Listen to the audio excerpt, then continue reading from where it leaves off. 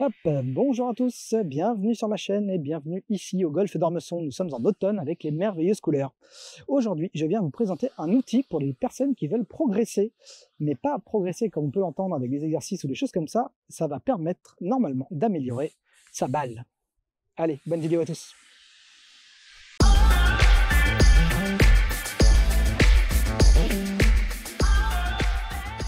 L'outil que je vais vous présenter aujourd'hui, c'est le Check GoPro. Le Check GoPro, ça sert à quoi? Ça sert à trouver le point d'équilibre des balles. Voilà, tout simplement. Donc il va faire tourner la balle.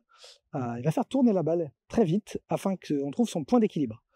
En sachant que toutes les balles n'ont pas forcément un point d'équilibre parfaitement au milieu, cela permettra, logiquement, on va tester tout ça, d'améliorer vos putts et vos mises en jeu. Alors le voilà, le Check GoPro. Qu'est-ce que c'est? C'est cette petite boîte ici, toute noire, composée d'un crayon, enfin d'un marqueur, d'un bouton et d'un petit bouton qui permet de faire tourner. Alors ça fait quoi exactement? Vous voyez, j'ai déjà fait sur une tour spéciale, tour 2 spéciale, et comme vous pouvez le remarquer, elle a une belle ligne circulaire. Et bien ça, c'est son centre de gravité. Enfin, c'est une centre de gravité, en tout cas sa ligne d'équilibre. Donc pour le faire, comment on fait? C'est très simple. On prend une balle, là je fais exprès, je mets le trait au-dessus pour vous montrer comment ça marche. On appuie sur le bouton. Alors poser sur un endroit stable, ça marche mieux. Vous voyez, la balle vibre, je ne sais pas si vous l'entendez. Ça vibre, ça vibre, ça vibre, et hop, on commence à voir que le trait commence à revenir, boum! Et voilà, vous voyez, vous voyez, le centre d'équilibre de la balle est là, et donc, normalement, on le marque avec un marqueur. Alors, voilà, vous avez vu que bon, le trait était là. On va prendre d'autres balles pour tester, des balles toutes neuves. Qu'est-ce que j'ai dans ma poche? Ah, une belle balle Callaway ambassadeur. C'est parti, donc qu'est-ce qu'on fait? Allez, on met le logo ambassadeur.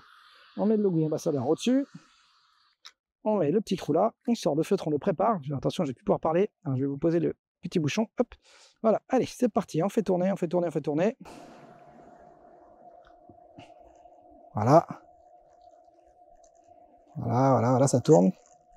Ah, il a atteint sa vitesse. Je secoue un petit peu parce que j'ai remarqué que ça a amélioré un petit peu la précision. Voilà. Et une fois que vous êtes bon, ce que vous faites, vous sentez plus de vibration, vous mettez ça ici et c'est parti.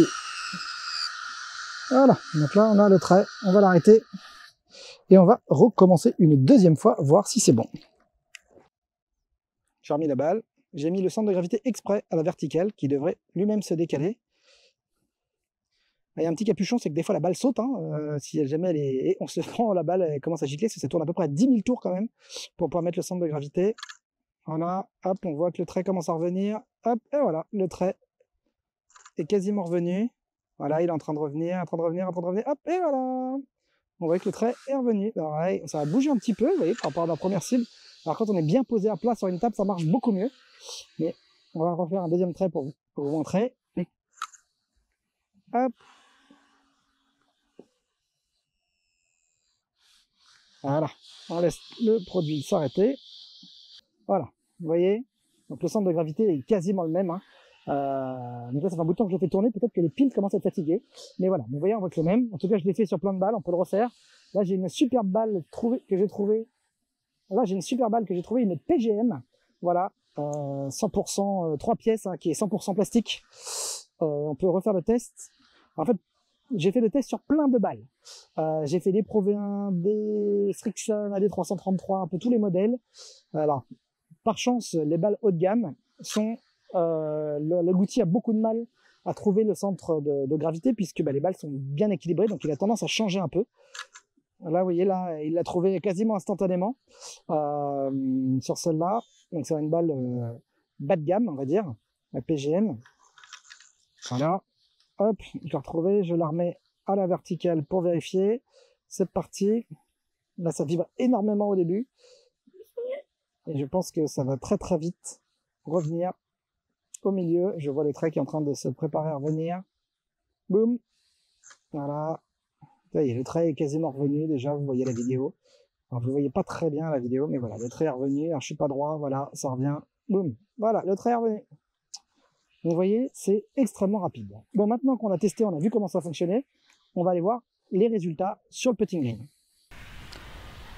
Donc voilà, comment j'ai fait pour faire mon test? C'est très simple, j'ai pris un stimpmeter, je me suis mis à une distance. Alors j'ai un petit putt un petit putt, hein, d'à peu près voilà, 3 mètres, il est en montée, c'est un léger droite-gauche. Alors, on commence par la PGM. Alors j'essaie de me mettre bien droit. Hop.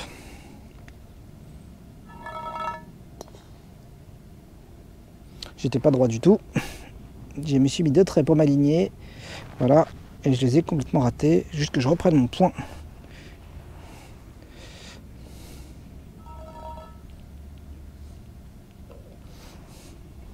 Boum. On va refaire la première parce que j'étais pas aligné. J'ai changé l'emplacement du stimpmeter. On va le remettre. C'est le brin d'herbe qui est là, ma ligne d'alignement.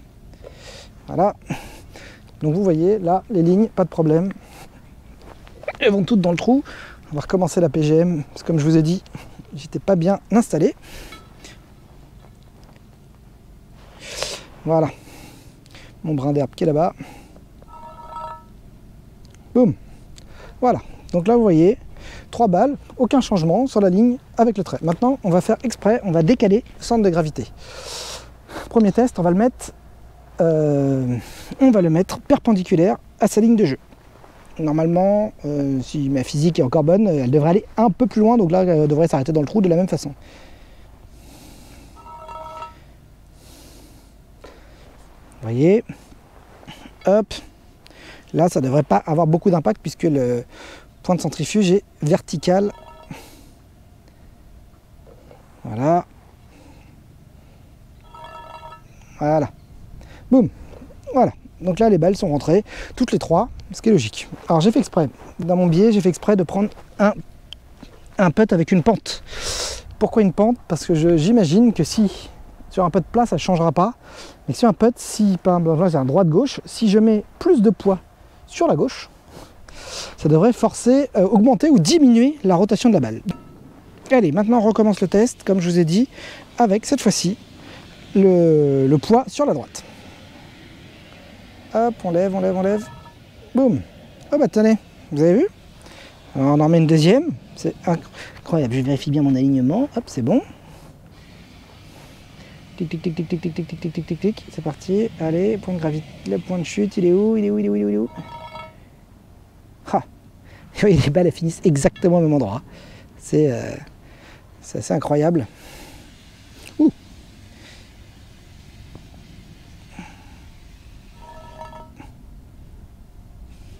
Bon, bah vous voyez, tout à l'heure, 3 balles étaient dans le trou. Là, les 3 balles sont à droite du trou.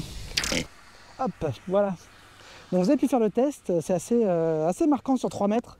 J'avais déjà fait le test en intérieur sur mon tapis, c'était pas aussi marquant, surtout que c'était avec un chausse-pied à la place d'un stimpmeter. Je vous mettrai un peu l'installation.